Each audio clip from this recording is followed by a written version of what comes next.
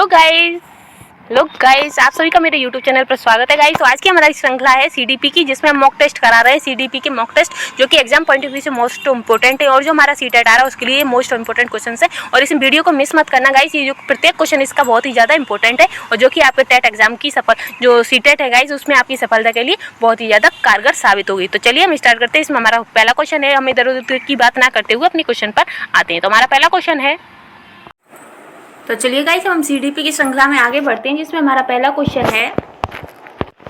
Question है कि केंद्रीय माध्यमिक शिक्षा बोर्ड द्वारा अपनाए गए प्रगतिशील शिक्षा के प्रतिमान में बच्चों का समाजीकरण जिस प्रकार से किया जाता है उसे अपेक्षा की जा सकती है। यानी कि जो बच्चों का प्रमाणीकरण है, जो प्रगतिशील शिक्षा जो उन्हें दी जा रही है, तो उसका जो समाजीकरण है वो किस प्रकार से किया जा सकता है।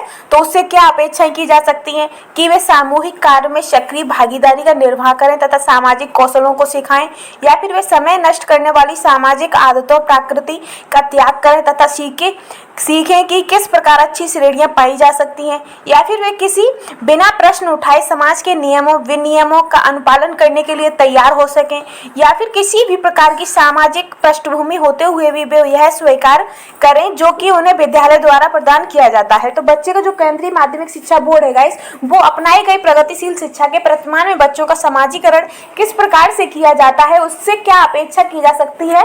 तो वे अपेक्षा करते हैं कि वे सामूहिक कार्य में सक्रिय भागीदारी का निर्वाह करें तथा सामाजिक कौशलों को सीखें। तो इसका आंसर हो जाएगा पहला। तो नेक्स्ट क्वेश्चन है, नेक्स्ट है कि निम्नलिखित में से कौन सा वाइगोत्स्की के सामाजिक सांस्कृतिक सिद्धांत पर आधारित है। यानी कि इनमें से वह कौन सा ऑप्शन है जो कि वाइगोत्स्की के सामाजिक सांस्कृतिक सिद्धांत पर आधारित है। तो पहला है पारस्परिक शिक्षण, या सक्रिय अनुकूलन, या संस्कृति निरपेक्ष संज्ञानात्मक विकास, या अंतर्दृष्टि का अधिगम। तो इनमें से कौन सा है जो वाइगोत्स्की के द्वारा है।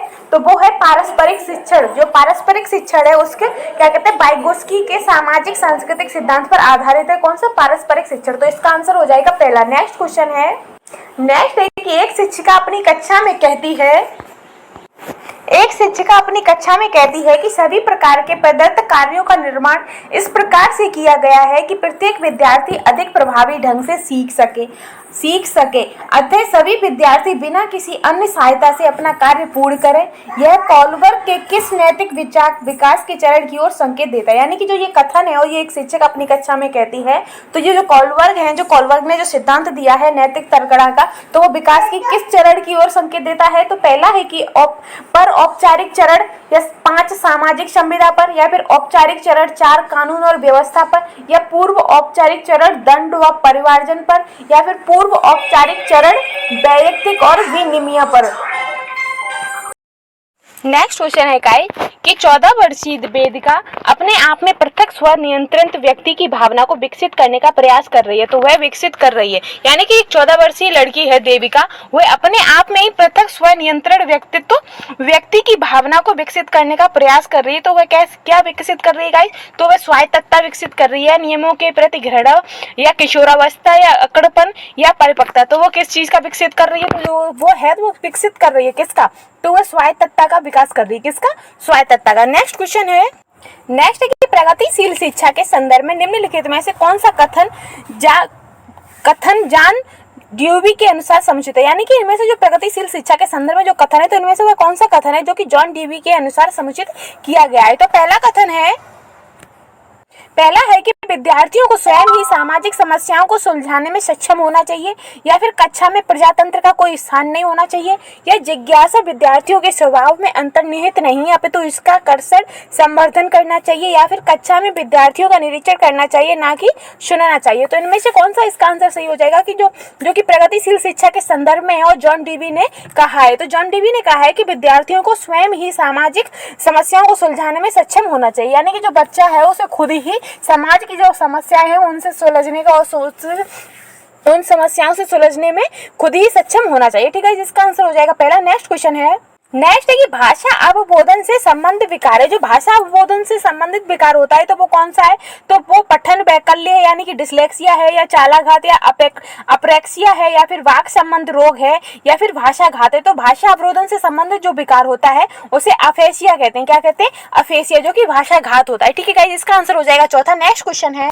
नेक्स्ट है कि निम्नलिखित में से कौन सा आलोचनात्मक दृष्टिकोण बहुबुद्धि सिद्धांत से संबंधित नहीं है। तो इनमें से वह कौन सा आलोचनात्मक दृष्टिकोण है जो कि बहुबुद्धि सिद्धांत से संबंधित नहीं है।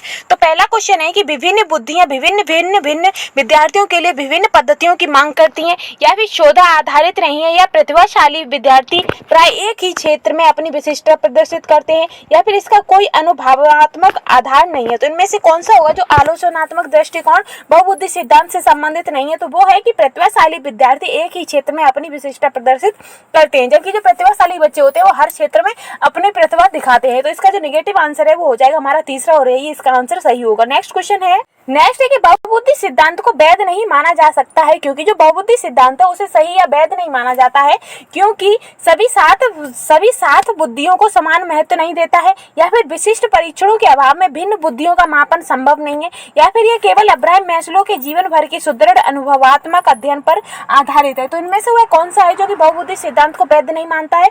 तो वो है कि यह विशिष्ट परीक्षणों के अभाव में भिन्न बुद्धियों का मापन संभव नहीं है। तो इसका आंसर हो जाएगा दूसरा सही है। नेक्स्ट क्वेश्चन है, नेक्स्ट है कि कक्षा में विद्यार्थियों के वैयक्तिक विभेद हैं। जो कक्षा होती है उसमें व्यक्तियों के यानी कि जो विद्यार्थी हैं उनके वैयक्तिक विभेद क्या होते हैं कि हानिकारक है, क्योंकि इनसे विद्यार्थी में परस्पर द्वंद्व उत्पन्न होता है, या फिर लाभकारी नहीं है क्योंकि अध्यापकों को विविधपूर्ण कक्षा को नियंत्रण करने की आवश्यकता होती है, या फिर अनुपयुक्त है क्योंकि ये सर्वाधिक मंद विद्यार्थियों के स्तर तक पाठ्यचर्या के स्थानांतरण की गति को कम करते हैं, या फिर लाभकारी है क्योंकि ये विद्यार्थियों की संज्ञानात्मक संरचना को खोजने में अध्यापकों को प्रवृत्त कराते हैं। तो कक्षा में विद्यार्थियों के वैयक्तिक विभेद क्या होते हैं, तो लाभकारी होते हैं क्योंकि ये विद्यार्थियों की संज्ञानात्मक संरचना को खोजने में अध्यापकों को प्रवृत्त करते हैं। तो इसका आंसर चौथा हो जाएगा सही है। नेक्स्ट क्वेश्चन है, नेक्स्ट है कि विद्यालय आधारित आकलन प्रारंभ किया जा सकता है ताकि, यानी जो विद्यालय आधारित आकलन होता है उसे प्रारंभ किया गया था ताकि सभी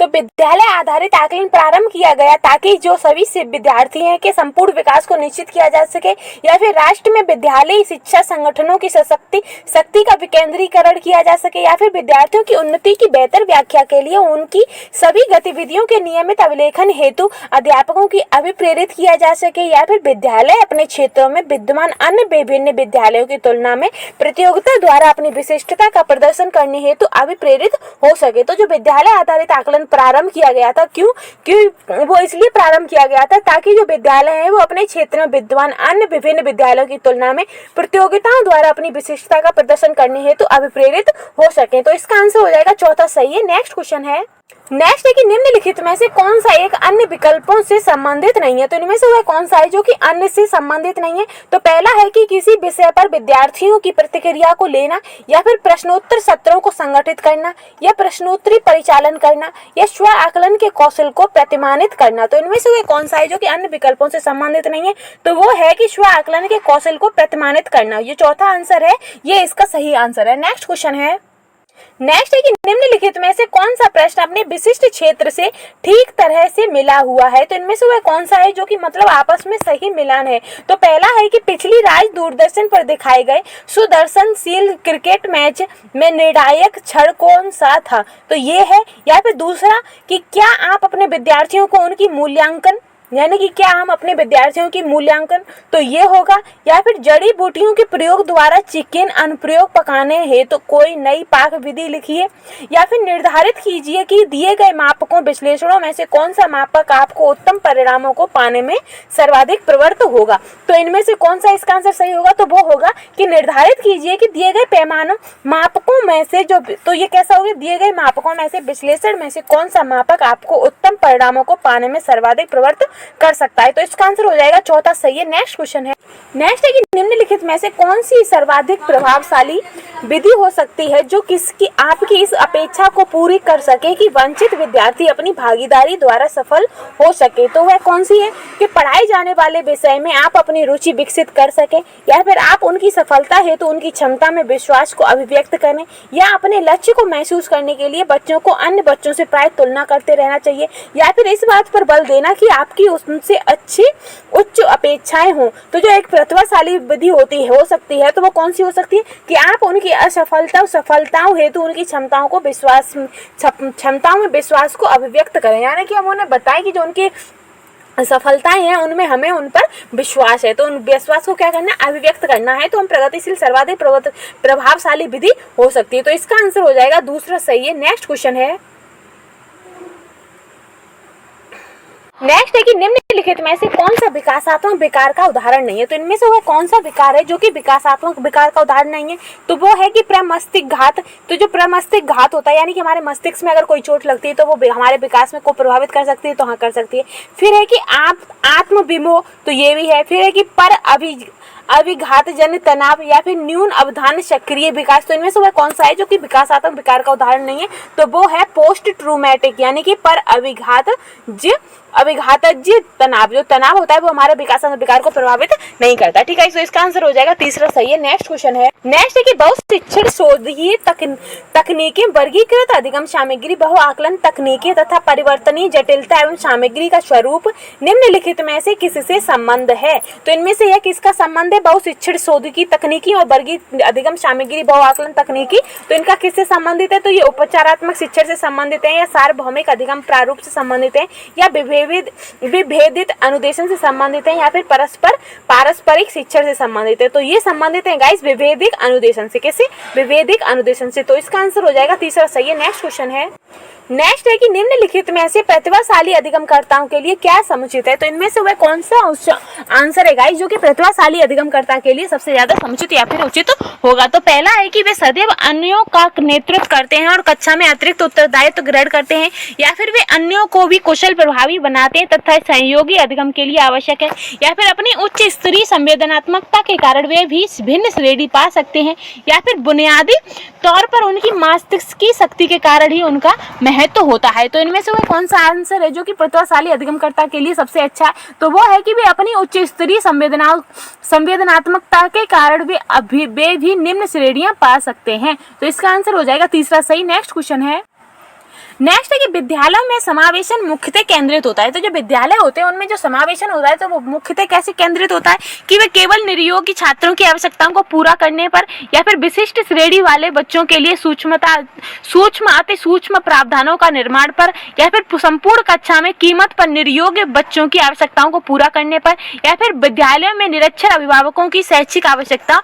पर। तो इसका आंसर क्या सही होगा गाइस, तो इसका आंसर सही होगा कि विद्यालय में समावेशन मुख्यतः केंद्रित होता है। तो किस पर होता है गाइस कि वो संपूर्ण कक्षा जो विशिष्ट श्रेणी वाले बच्चों के लिए अति सूक्ष्म प्रावधानों पर निर्माण पर होता है। केंद्रित किस पर होता है, निर्माण पर केंद्रित होता है। तो इसका आंसर हो जाएगा दूसरा सही। नेक्स्ट क्वेश्चन है, नेक्स्ट है कि बच्चों में सीखी गई निस्सहायता का कारण है। जो बच्चे होते हैं वो सीखी गई निस्सहायता का कारण क्या है कि कक्षा गतिविधियों के प्रति कठोर निर्णय लेना, या फिर ऐसे व्यवहार को अर्जित कर लेना कि वे सफल नहीं हो सकते हैं, या फिर अपने अभिभावकों की अपेक्षाओं के साथ तालमेल न बना पाना, या फिर अध्ययन को गंभीरता पूर्वक न लेने हेतु नैतिक निर्णय। तो जो निस्सहायता का कारण होता है तो वो क्या होता है कि ऐसे व्यवहार को अर्जित कर लेना कि वे सफल नहीं हो सकते हैं। तो इसका आंसर हो जाएगा दूसरा सही है। नेक्स्ट क्वेश्चन है, नेक्स्ट है कि यदि एक विद्यार्थी विद्यालय में लगातार निरंतर श्रेणी प्राप्त करता है, निम्नतम श्रेणी प्राप्त करता है, तो उसके अभिभावक को उसकी सहायता हेतु परामर्श दिया जा सकता है। तो कैसा परामर्श दिया जा सकता है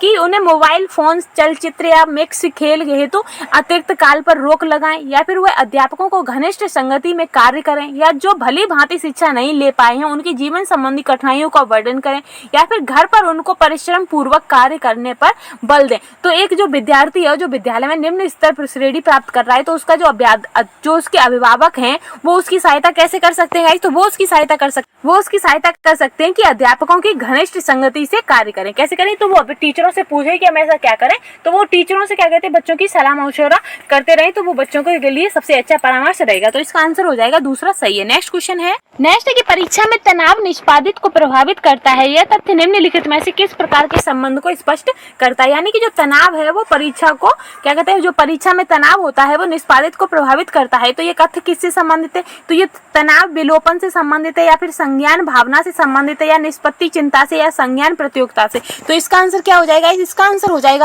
आंसर होगा संज्ञान भावना से। जो परीक्षा में जो तनाव होता है वो संज्ञान भावना निष्पादित को प्रभावित करता है। किसे? संज्ञान भावना। तो इसका आंसर हो जाएगा दूसरा सही है। नेक्स्ट क्वेश्चन है, नेक्स्ट है कि एक अध्यापक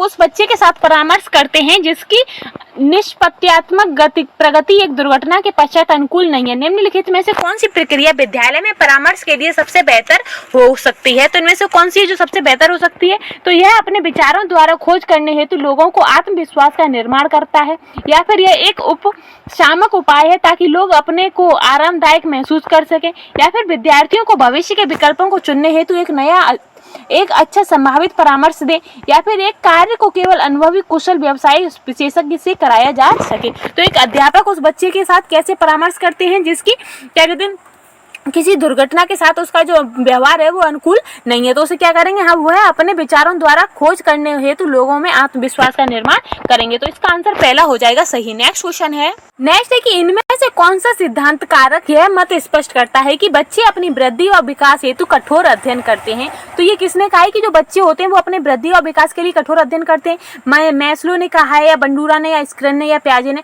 तो इसका आंसर हो जाएगा कि जो मैस्लो है वो कहते हैं कि जो बच्चे हैं वो अपनी वृद्धि और विकास हेतु कठोर अध्ययन करते हैं। नेक्स्ट क्वेश्चन है, नेक्स्ट है कि निम्नलिखित में से कौन सा तत्व कक्षा में अधिगम हेतु सहायक हो सकता है? तो इनमें से वह कौन सा तत्व जो कक्षा में अधिगम हेतु सहायक हो सकता है? तो पहला है कि अध्यापकों द्वारा बच्चों की स्वायत्तता को बढ़ावा हुआ सहयोग देना, या फिर बच्चों को अधिगम हेतु प्रेरित करने के लिए परीक्षणों की संख्या को बढ़ा देना, या फिर समानता बनाए रखने के लिए किसी एक अनुदेशन पद्धति पर टिके रहना, या फिर कालांश की अवधि का 40 मिनट से 50 मिनट कर देना। तो इनमें से कौन होगा जो अधिगम हेतु सहायक हो सकता है? तो वो होगा कि अध्यापकों द्वारा बच्चों को स्वायत्तता को बढ़ावा हुआ सहयोग देना। तो इसका आंसर पहला सही हो जाएगा। नेक्स्ट क्वेश्चन है, नेक्स्ट है कि परिपक्व विद्यार्थी। तो परिपक्व विद्यार्थी से संबंधित कौन सा ऑप्शन है कि परिपक्व विद्यार्थी अपनी बौद्धिकता के साथ अपने सभी प्रकार के द्वंद्वों का शीघ्र समाधान कर लेते हैं, या फिर वह परिपक्व व्यक्ति इस बात में विश्वास करते हैं कि उनके अध्ययन में भावनाओं का कोई स्थान नहीं है, या फिर अपने अध्ययन में कभी कभी भावनाओं की सहायता चाहते हैं, या फिर कठिन परिस्थितियों में भी अध्ययन से विचलित नहीं होते हैं। तो जो परिपक्व विद्यार्थी होते हैं गाइस,